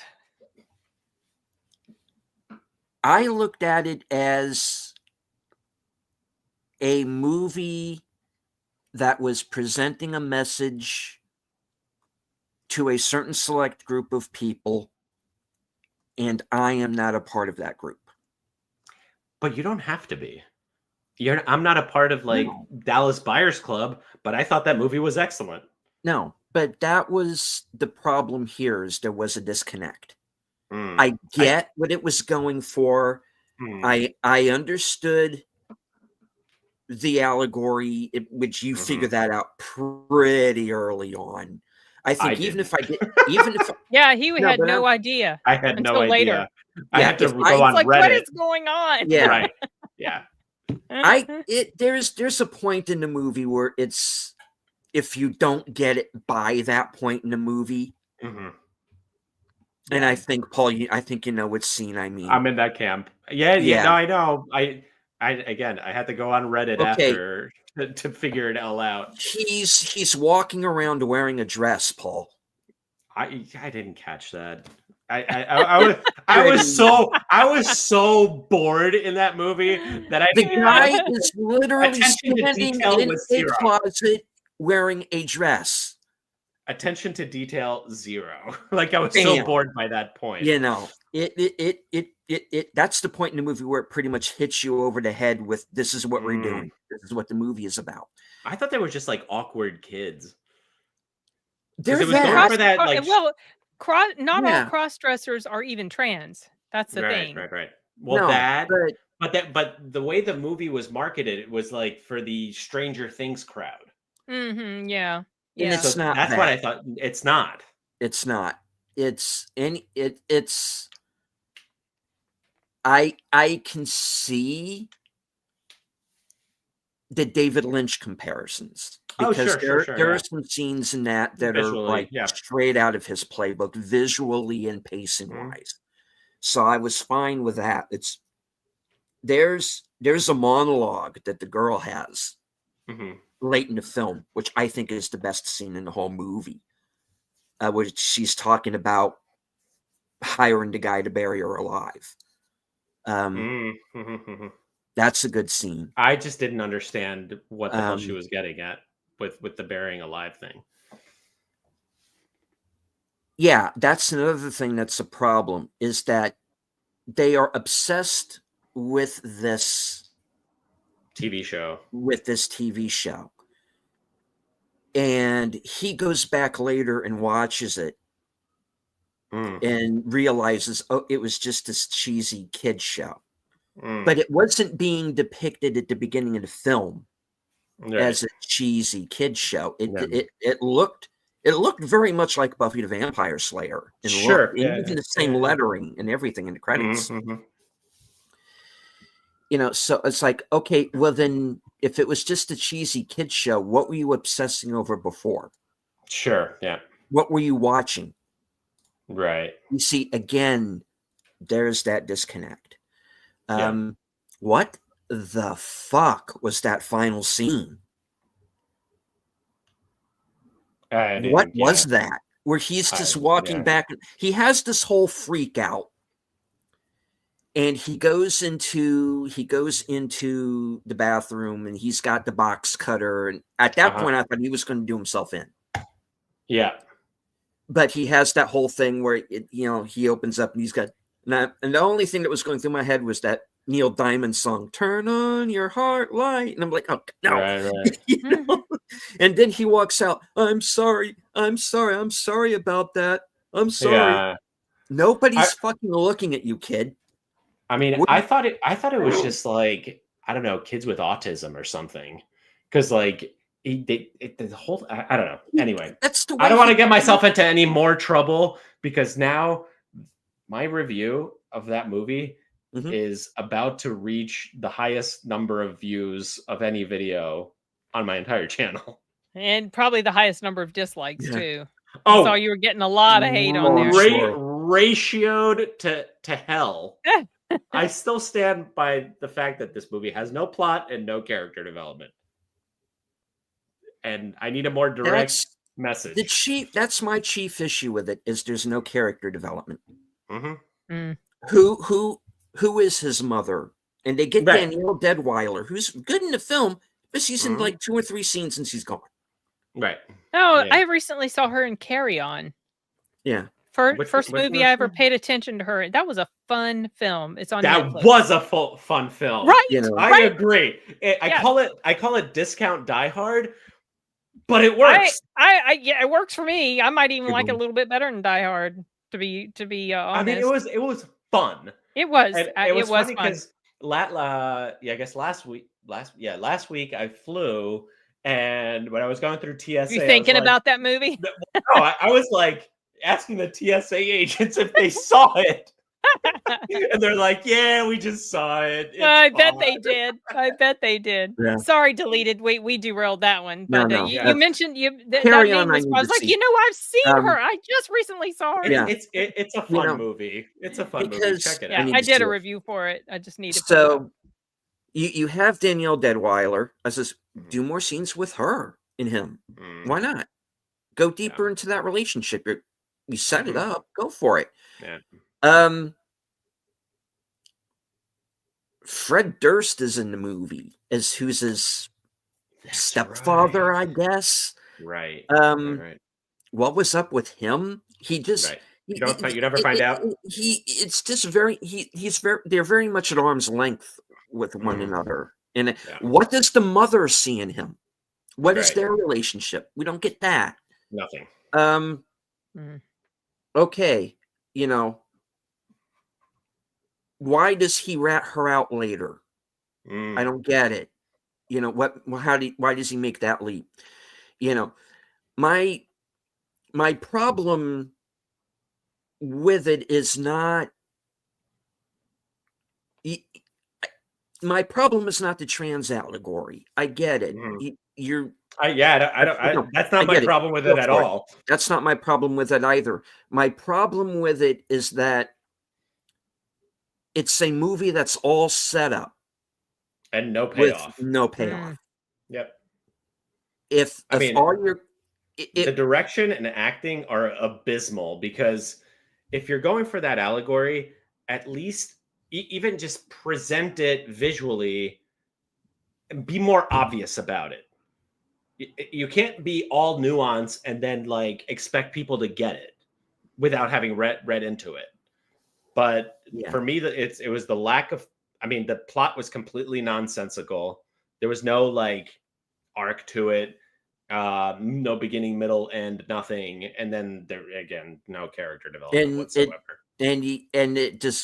It doesn't end. It stops. It just stops. Yeah, exactly. Yeah. I remember when I was in the theater, there was a couple sitting next to me, and I forget who said what to who. I think the guy was like, next time I'll pick the movie. I was like, yeah. I got in trouble that way with The Lighthouse. I need to see that. It was my idea to go see Lighthouse, and damn it, Robert Eggers, what are you trying to do to me? I'm glad I didn't watch that one. I need to watch that because I really like The Northman. Northman was okay. The Northman is his best movie. All right. Hands down, his best movie. Oh, no, I would agree with that. Nosferatu. Nosferatu is his best movie for me. Hands down, Nosferatu. Yeah. Okay, but I'm going to get off of I Saw the TV Glows Back, and I'm going to get on Nosferatu's. I don't know where I am on it. Okay. Maybe you might evolve just like I did with Better Man. Perhaps. Anybody who says it's the best movie of the year, I don't know what movie you saw. It was in my top 3 for 2024. It's definitely top 10 for me. Yeah. Skarsgård is good. I think he's the best part of the film. Nicholas Hoult was freaking awesome. Yeah, I liked And what wasn't it? What's my issue with Johnny him? Depp's daughter, Lily Rose Depp. Lily Rose great. Depp, yeah. Mm-hmm. My issue with Holt, I'm not saying that Nicholas Hoult was bad in the movie. It's just that I look at him and I see Tom Cruise 40 years ago. I'm distracted. I see him when I look at him. I see the About a Boy kid. Oh yeah, that's right. I don't know. For me, he's still that little adorable kid. Yeah. And that might be a bit of a problem, is him kind of getting away from that. I didn't dislike his performance. I was distracted when he was on the screen. Lily Rose Depp, I thought she way overcooked it.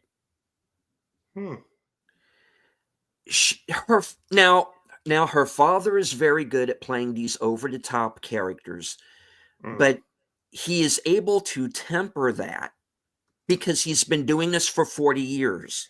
Yeah. She's not at that point yet. She's jumping from like yoga hosers to this. Right. And I think it was too far a leap. Yeah, I was impressed with her performance. I did mention that I did start to feel a little like her incessant crying started to wear thin. I watched your review. Yeah, I mean, but at the same time, given the context of what her character was going through, it made sense, even though it's just like it does feel like it's just a constant thing and no happiness.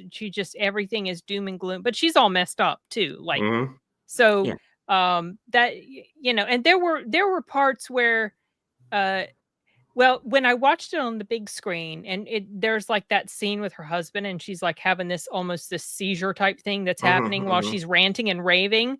When I first saw it, that part kind of like agitated me, but then when I watched it on the big screen, I was like, actually, this is pretty chilling. And then when she did the part where she was like sticking out her tongue, I was like, oh my gosh, this demon that has possessed her is gonna make her bite her own damn tongue off. That's what yeah. Oh, and I was like really into it. So yeah. But I enjoyed it. I think the source material helped me because I'm not an Eggers fan. And without being too graphic, there's a certain scene in the movie where I went, well, that was one way to shut her up, I guess. Wait a second. Which scene are you talking about? No. Oh, I know exactly what scene Deleted's talking about. Hold on. Now I'm trying to let's say Nicholas Hoult has his way with her. Oh, well, she told him to. Right. I mean, that was the entire purpose of that. I was like, oh, but I was watching that scene going, oh, thank goodness, because it shut her up for 5 seconds. No, it didn't. Not very long. She was still screaming and saying stuff. Yeah. But I thought you were talking about another scene. With the other character and his wife. And speaking of crypts, Aaron Taylor Johnson, what the fuck? What movie were you in? I thought he was. Why do you say that? I thought he was great. What movie were you in, sir? I thought he was fantastic. But then I like him anyway. So there's the movie that Bill Skarsgård and Nicholas Hoult and occasionally Lily Rose Depp are in. And I'll count Ralph Ineson too because he was really good. He was good. Willem Dafoe was good. Willem Dafoe in a completely different movie, where he gets to play Willem Dafoe. I mean, Willem Dafoe is like Christopher Walken at this point. But if I want to do that, I'll just watch Nero's Hotel again. I haven't heard of this movie. Oh, sorry, Enigma. I just saw your question. Yes, it is supposed to be tomorrow. All right. What's another thing? And then you have this weird.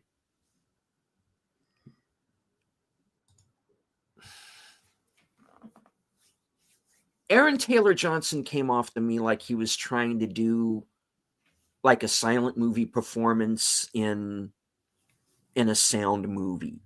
Again, it's this over the top. And maybe he was told to do that. I don't know. Maybe it's in the script. I don't know. Maybe I'm just reading this completely wrong. It to me, it was a very disjointed movie. That's interesting. I didn't get that feel at all. I didn't either. I did. There was one thing that I it was a definite negative for me, and I mentioned it in my review. That final shot, I did not like that. I did not like that final shot. No.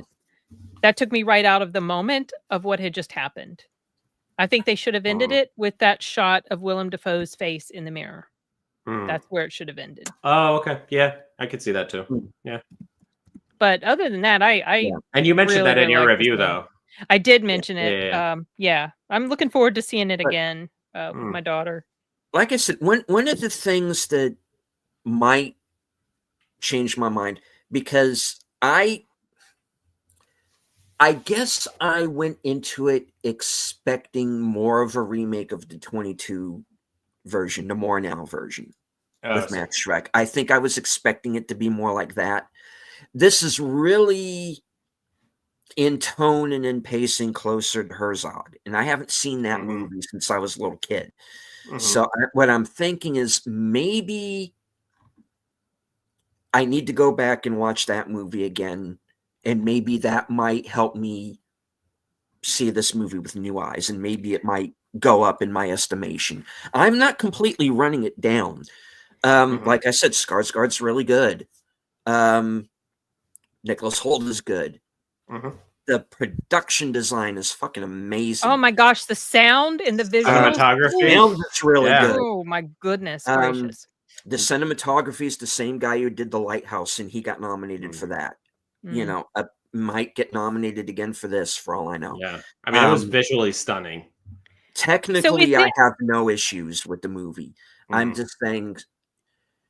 So you're comparing it. Your issue is you're comparing it to the 2022 version, and see, I didn't have that comparison because I've never seen it. So maybe that's why I liked it so much more, because I don't have anything to compare it to. I just know of the story, and I mean, I read Dracula. I did too, but they're different. The storyline diverges a little. So. Oh yeah. And there are places in this movie where Eggers just goes off on his own thing, which is perfectly fine, putting his own stamp on. Yeah. You know, part of which I think is that last shot you're talking about. Because that was just like, okay. So when I was in the theater in the big screen, when that shot came up, the guy next to me started kind of snickering. Yeah. Because it just like, it does not, I get what they're going for, the seriousness of what had happened, and they're trying to just demonstrate to us again that what was given to help the rest of everybody else. But I was just like, no, that was like a dash of cold water on my emotions, that shot. Yeah. I could totally do without it. Also, but I mean, it doesn't ruin the movie for me. I can't wait to buy. Like, I've heard there's a long cut of this thing, which is too bad. There's like a 3-hour cut, I've heard. Amazing. I mean, I could have watched more. I could have watched more of this. I was kind of in a hurry.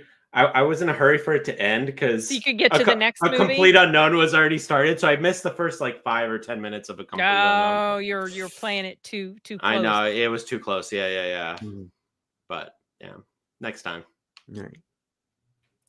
So I'm ready for the comments that I'm going to get for not praising Nosferatu for being the greatest movie of all time.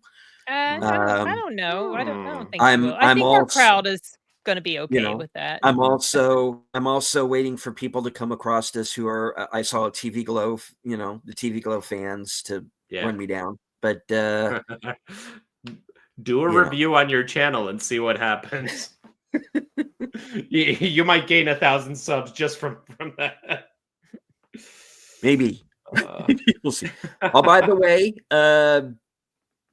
just to keep everybody up on that, I am 50 subs away from 5,000. So, oh, congrats! Please like, share, subscribe, and all that good stuff. Oh, I love. You're on your way because you just passed 4. I'm sorry. You just passed 4. Like not that long ago. Yeah, that was just awesome. That was a surprise because I was lamenting not reaching 3, and then I kind of blew past that, and nice made it to 4,000 now, almost up to 5,000. So Yeah, it's been a good year. It's been a good year. Yeah. 2024 was a good year for YouTube, or for our channels. But I'm done with Hollywood. I don't care. It's hypocritical. I'm done with mainstream Hollywood. If they're going to make Drek, I'm going to say they made Drek. That's why, I backed Transient, which please watch that on Amazon, please. It's why I backed Rogue Elements. It's why I'm backing Island in the Stars. We need more movies like that. I think the independent film is the way to go. And yeah, I may have thumbs down. I saw the TV Glow, which is an independent film, but at the same time, I admire the try. Even if to me and to Paul, it didn't work. Yeah. Go and make. I want that director to go out and make a movie because I think I'll say they, because I think they are capable. There's promise there. Just strengthen the screenwriting. That's all I'm asking. Visually, you're good. Go for it. I love the look of the movie. I thought it was a very interesting looking film. It didn't work for me story-wise, and I don't blame the actors. They were doing what was on the page. But go out. Like I say on my channel, be the competition. You don't like a movie? Go make your own movie. Go. It's easier now than it ever has been. Yeah. Phones. People are making movies on their cell phones. Yep. Curry Barker and Cooper Tomlinson made a movie for $800, and it's one of the best movies of the year, Milk and Cereal. It's a found footage horror movie. Oh, never heard of that one. Horror movie. It creeped the hell out of me. It's really good. It might. I think when I do my top of the year, it's going to be in there. Came out. It still came out in 2024. Yeah. Because I've yet to do my 2024 list. So because I'm collaborating with someone. And I'm waiting until his schedule is free so we can do it. Yeah. So I'm still watching 2024 movies that I missed. I'm probably not going to get to the Brutalist because it's not playing here yet, and I haven't been able to find it anywhere else. Speaking of schedule, are you guys around for Thirsty Thursdays on the 23rd? Oh yeah, you messaged us about that. Let me look. Let me look at my schedule. Oh my gosh. I don't have a movie or anything that I'm going to be seeing on the 23rd. Right. So I'll go ahead and put it in so I don't forget. Yeah. I just didn't want to forget. At 7? Yeah. Okay. I live by my Google Calendar, you guys. And hello, Corey. You lost. Bookies, movies, and music. 100%. We're gonna have a new guest on the 23rd. Oh, is it a surprise? It's a surprise, yeah. He's got about 1,500 subs. I started watching his stuff, just randomly came across it, and he's good. Okay. I'm wondering if this is anybody I've ever seen. He reminds me of Kyle a little bit. Okay. All right. He goes pretty deep in stuff, so. Oh, and hello to Geek Flag. Corey. Good to see you. And he's absolutely right. Hollywood needs to get all the activist creators out and with actual imaginations. Yeah, that's what I'm talking about. And speaking of Kyle, as you folks have realized, Kyle is not with us tonight. I did receive a text from him.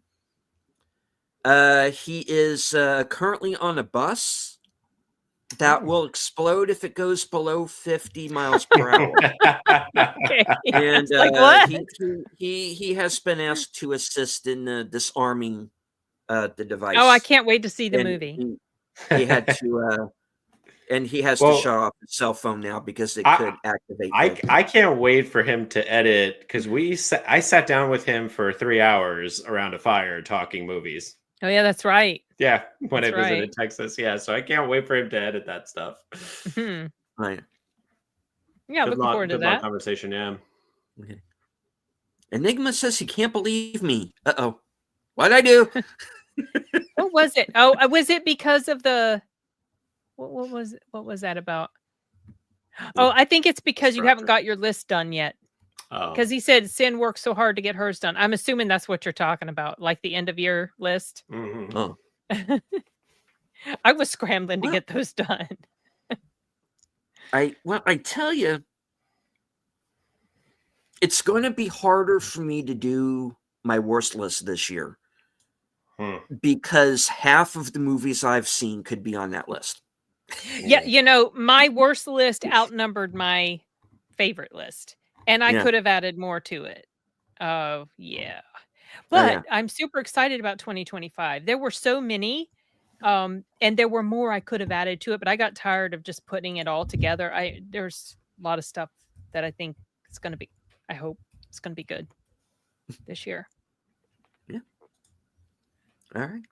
But folks, we do have to wrap it up, so we're going to go around the horn. Sin, what do you have coming up?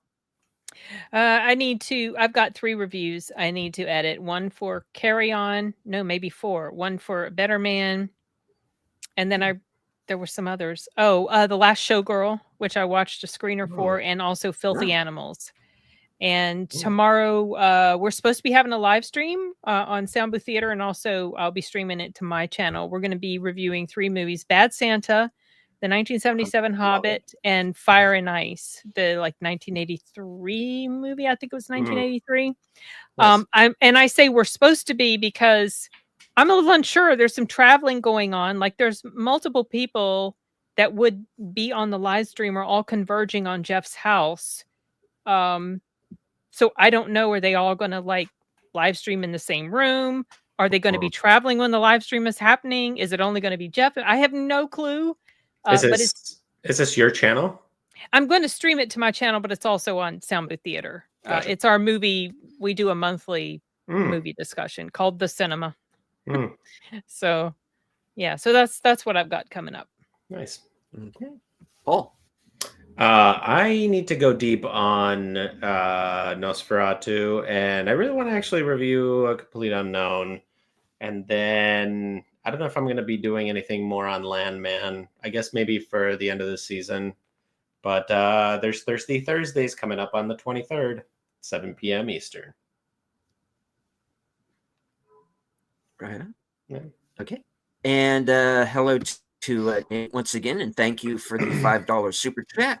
What's up with the beard? Are we going to start calling you old man? I'm already calling myself old man. So yeah. I am not going to get rid of the gray. I'm going to keep it. My grandfather passed away August of 2018. He was 96. Oh wow! And he still had a full head of hair. Amazing. He was that silver fox, man. He just had that full head of gray hair, and that gives me hope, because I am always afraid that my toupee will come off. I mean, it can turn whatever color it wants to turn as long as it stays. Indeed. All right. So that leads things back around to me. Action theater. I don't know if we'll be doing that this week or not, but if we do, the movie will be The Equalizer 2. Oh, nice. So stay tuned for that. Western cinema is temporarily on hiatus because Bill is in the middle of covering the NFL playoffs. So once that is over, we will be returning for what will be my 101st episode 101st appearance on that show. I, of course, have Unscripted, which is every Sunday night at 8 p.m. Eastern. My midnight show, I'm hoping to return with that sometime in the next few weeks. I'll let everybody know when. I also have Live from Sparkwood in 21, which will return just as soon as Netter is up and ready to go. And folks, prayers for Netter. She's under the weather, so let's wish her well. And also, let's see. What else is that? I have my show Coming Attractions, which used to be the Weekend Update. That is every Thursday at 11:30. So stay tuned for that. Cool. Right. Two things. See Better Man. Yes, let's go see Better Man. Go see it, and, please. I almost forgot. I am going to be joining Big Al Presents, who was with us in the chat earlier. He's probably asleep by now. On the 17th at Friday the 17th at 7 p.m. He and I are going to be co-hosting Films with Friends, and we're going to be watching Ice Station Zebra, some Cold War era spy jinx with Patrick McGowan and Rock Hudson. So stay tuned for that. And I am going to be joining 32 Flavors of Nick Weiser in 3 weeks for a Toxic Tuesday. And we are going to be talking about Equalizer 3. So there we go. All right. So one little thing that I'm just taking a look at on the theater website. They're going to have on the Monday the 27th AMC Scream Unseen. So there's going to be like a horror movie. I don't know if you guys have it on Regal, but what was the date? The 27th. 27th. Okay. I didn't see a mystery thing coming up. Yeah, it was just checking on my end. Came up for AMC. See, I'll look real quick. Sometimes it takes a bit for Regal to show up their stuff. You say the 27th?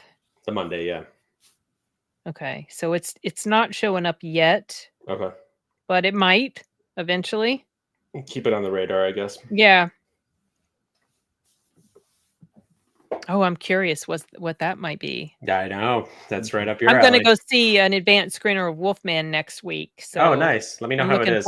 I'm looking forward to that. Was one of my most anticipated. Yeah. So. Nice.